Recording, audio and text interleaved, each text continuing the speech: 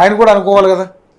మీకు ఫోన్ చేసి అన్న మిమ్మల్ని కలవాలని మీ ఇంటికి వచ్చి నాకు ఫోన్ చేసి నువ్వు 2 times వచ్చి అదే అంటున్నాను 3 hours రాసుకొని పోయి ఎమ్మెల్యేగా నువ్వు ఎంపీగా పోటీ చేసినప్పుడు నా సహకారం ఆయనకన్నా అది ఉండాలి. ఒక ఓటర్కి నమస్కారం పెడతాం మనం. నేను నర్సంపేటలో ఎమ్మెల్సీగా టూర్లో పోతుంటే విమలకతో కలిసి పాటలు అవి అవుతున్నాయి. ఒక పిల్లాడు ఆవేశంగా దూసుకొచ్చాడు క్రౌడ్ నుంచి, ఏయ్ దిలీప్ కుమార్ నేను నీకు ఓటేసా, నువ్వు నిద్రపోవద్దు తెలంగాణ వచ్చిందాక వాడట. నాకు ఓటేసిండట. వాడి ఎక్స్పెక్టేషన్ ఏంటంటే అవును నేను నిద్రపోవద్దట తెలంగాణ సాధించిందాకా.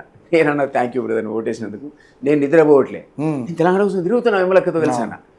అంటే ఒక్క ఓటరు నన్ను ఛాలెంజ్ చేస్తున్నాడు, నువ్వు నిద్రపోవద్దంటాడు. నేను నీకు ఇచ్చిన ఇన్ఫర్మేషన్ 3 hours నువ్వు నా దగ్గర నీ ఓటర్గా నేను నీకు వచ్చి నిలబడ్డా అక్కడ నీ కాంటెస్ట్ చేయడానికి. నువ్వు ఒక్కడు కాదు అక్కడ, నాకున్న 37,000 ఓట్లలో 7,000 వేయని నీకోసం క్యాంపెయిన్ చేసిన సీఎం గారు. నువ్వు నేను కనపడితే అరే దిలీప్ అని వచ్చిండు, అరే ఇవ్వడరా ఇట్రా దిలీప్ అని కనబడ్డాడు, రమన్ లోపలికి అనాలి. నీ మీటింగ్లో అయిపోయినాక గంట తర్వాత 2 గంటల తర్వాత మంత్రులతో పోయినాక ఏడ్రా దిలీప్ అని కనబడ్డాడు ఏడని పిలవాలా? లేదా నువ్వు ఏ పార్టీకి చెప్పినావా ఎందుకు వచ్చి కనుక్కొని వెళ్ళగొట్టమని? నాదులు అది జరిగింది. ఇక నువ్వు చెప్పాలి. నిజంగా అంటే కొంచెం బాధాకరమైన విషయం కానీ బట్ ఇప్పుడు ఆయన మీరు వచ్చారు అని తెలియకపోతే పట్టించుకోకపోవడం వేరే విషయం. కానీ మిమ్మల్ని చూసి మీతో షేక్ హ్యాండ్ తీసుకుని బాగున్నారని అడిగి లేకుండా ఉండడం అన్నది ఎంతవరకు సబబు నాదిలో? తెలంగాణలో అది మనం దీనికి పేరేంటి తెలుసా? కృతజ్ఞత అంటారు కృతజ్ఞత తెలంగాణలో. ఆ వర్డ్ని సీఎం మీద వాడకూడదు కానీ దీనికి కృతజ్ఞత అంటారు తెలంగాణ భాషలో. ఒక్కసారి భోజనం చేసినా ఒక ఇంటికి పోతే నమస్కారం పెడతామండి.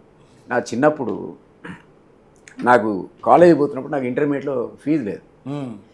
నేను చిన్నపిల్లలకు ట్యూషన్ చెప్పేవాడిని. చిన్నపిల్లలకు వాళ్ళ కొడుకు 7th class, అమ్మాయి 10th class ఇంటర్మీడియట్, నేను డిగ్రీ. నేను వరంగల్ PDSU ప్రెసిడెంట్. అయితే సెకండ్ ఇయర్ గ్రాడ్యుయేషన్లో ఫీజు కడదామంటే డబ్బులు 135 రూపాయలు. ఆ ఇద్దరు పిల్లల ట్యూషన్ చెప్పే తల్లి, ఆ పేరు గ్రేట్ లేడీ విట్లాదేవి గారు, ఇంకా ఉన్నారు వారు. నేను ఎప్పుడు మదర్లా చూస్తాను. వారి దగ్గర పోయి అమ్మ నాకు ఏమనుకోద్దు, ఈ నెలకు నాకు 135 రూపీస్ మీరు ఫీజు సాయం చేయాలని. అప్పుడు ఆ ఇద్దరు పిల్లలకు నాకు ఇచ్చే ఎంతో తెలుసా? వాళ్ళకి 20 రూపాయలు, వాళ్ళకి 30 రూపాయలు, 50. నువ్వు 3 రెట్లు అడుగుతున్నావు. ఆమె ఏమన్నది, సార్ దిలీప్ సార్ అన్నది. అరే అని లోపలి పోయి 150 రూపీస్ ఇచ్చాను నాకు. ఇప్పటికి కూడా నేను ప్రతి ఇయర్ ఆమె దగ్గర పోయి నమస్కారం పెడతా పాదాలకు.